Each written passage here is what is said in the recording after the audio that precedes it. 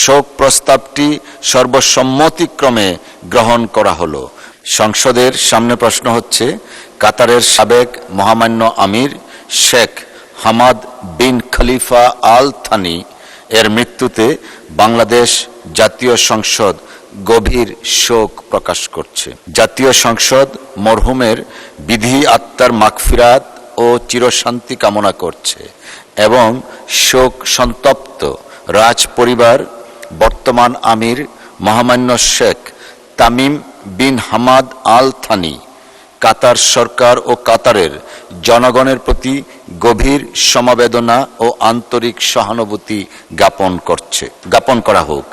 এই সংসদ আরও প্রস্তাব করছে যে আগামীকাল দেশে শোক দিবস পালন করা হোক এবং জাতীয় পতাকা অর্ধনমিত রাখা হোক।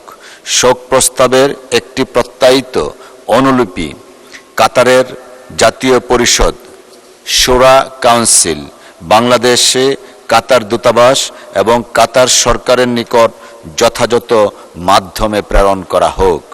যারা এই প্রস্তাবের পক্ষে আছেন তারা হাঁ বলুন। যারা এই প্রস্তাবের বিপক্ষে আছেন তারা না বলুন।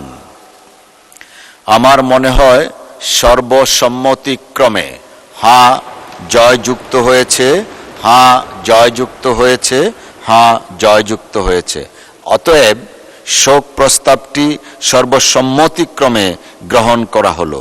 মাননীয় চিফ হুইপের প্রস্তাব মতো শোক প্রস্তাবের একটি প্রত্যায়িত অনুলিপি কাতারের জাতীয় পরিষদ, শোরা কাউন্সিল, বাংলাদেশে কাতার দূতাবাস এবং কাতার সরকারের নিকট যথাযথ মাধ্যমে প্রেরণ করা হোক।